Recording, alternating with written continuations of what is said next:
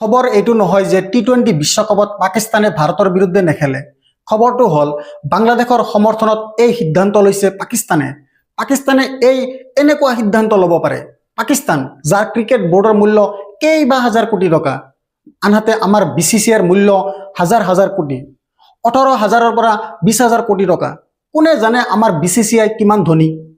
পাকিস্তানে ভাৰতক ক'ব পাৰে আমি আপোনাৰ লগত ক্ৰিকেট খেলিব নোৱাৰো, কিন্তু যেতিয়া পেহেলগামত সন্ত্ৰাসবাদী আক্ৰমণ সংঘটিত হয় আৰু পাকিস্তানৰ ক্লিয়াৰলি কানেকশ্যন দেখা যায়, তাৰ পিছতো ভাৰতীয় জনতা পাৰ্টি চৰকাৰে সিদ্ধান্ত লয় যে আমি এছিয়া কাপত পাকিস্তানৰ বিৰুদ্ধে খেলিম।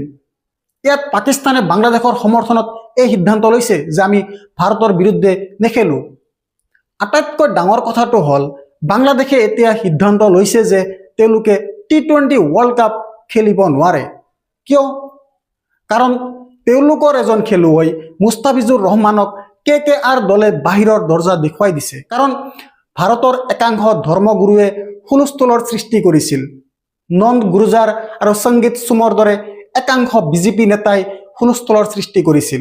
দেৱকীনন্দন ঠাকুৰে হুলস্থুলৰ সৃষ্টি কৰিছিল।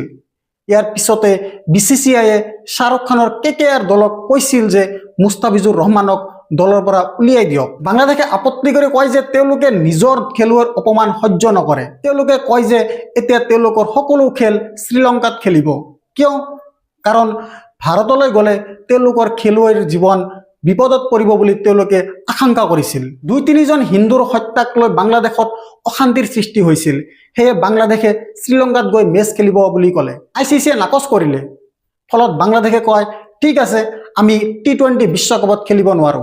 অৰ্থাৎ বাংলাদেশে নিজৰ খেলুৱৈৰ সুৰক্ষাৰ বাবে টি-20 বিশ্বকাপ খেলা নাই। পাকিস্তানী দলে বাংলাদেশক অপমান কৰাৰ বাবে নেখেলে। কিন্তু পেহেলগাম সন্ত্ৰাসবাদী আক্ৰমণৰ সৈতে পাকিস্তানৰ স্পষ্ট সম্পৰ্ক থকাৰ পিছতো আমি এছিয়া কাপত পাকিস্তানৰ বিৰুদ্ধে খেলিম। তেওঁলোকৰ জেহাদী জেনেৰেল আসিম মুনিৰে ভাৰতৰ বিৰুদ্ধে বক্তব্য অব্যাহত ৰাখিছে, কিন্তু ভাৰতত কাৰো একো হোৱা নাই।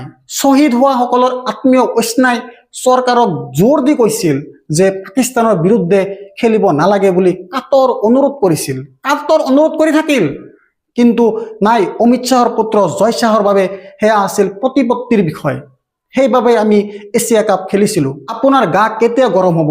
এতিয়া পাকিস্তানেও বিশ্বকাপ নেখেলে। যিয়ে নহওক, খবৰটো কি মই আপোনালোকক পঢ়ি শুনাব বিচাৰিছোঁ। এইখিনিতে BCCৰ এটা ৰিপৰ্ট। ভাৰতৰ বিৰুদ্ধে টি-20 বিশ্বকাপৰ খেলখন খেলিব নোৱাৰে পাকিস্তানে। বিশেষজ্ঞসকলে এই প্ৰশ্ন উত্থাপন কৰে। পাকিস্তানে ঘোষণা কৰিছে যে 15 ফেব্ৰুৱাৰীত ভাৰতৰ বিৰুদ্ধে টি-20 বিশ্বকাপৰ খেলখন বৰ্জন কৰিব।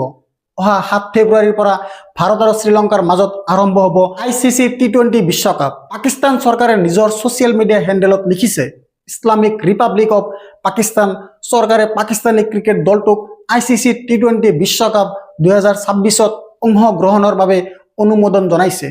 কিন্তু 2026 চনৰ 15 ফেব্ৰুৱাৰীত ভাৰতৰ বিৰুদ্ধে অনুষ্ঠিত হ'বলগীয়া নিৰ্ধাৰিত খেলখনত পাকিস্তান ক্ৰিকেট দলে খেলপথাৰত নানামে। পাকিস্তান চৰকাৰৰ এই বক্তব্য এনে সময়ত প্ৰকাশ কৰিছে যেতিয়া বহু খবৰ ওলাইছিল যে পাকিস্তান ক্ৰিকেট দলে ভাৰতৰ বিৰুদ্ধে খেলখন খেলিব নোৱাৰাৰ বাবে বিবেচনা কৰা হৈছিল। যোৱা সপ্তাহত প্ৰধানমন্ত্ৰী শ্বাহবাজ শ্বৰীফৰ সৈতে হোৱা বৈঠকৰ অন্তত পাকিস্তান ক্ৰিকেট বোৰ্ডৰ অধ্যক্ষ মহচিন নাকভিয়ে কয় যে প্ৰধানমন্ত্ৰীয়ে সকলো বিকল্প বিবেচনা কৰি বিষয়টো সমাধান কৰিবলৈ নিৰ্দেশ দিছে। এতিয়া ইয়াৰ প্ৰতি সঁহাৰি জনাইছে ICCয়েও। ভাৰতৰ বিভিন্ন লোকেও ইয়াৰ প্ৰতিক্ৰিয়া প্ৰকাশ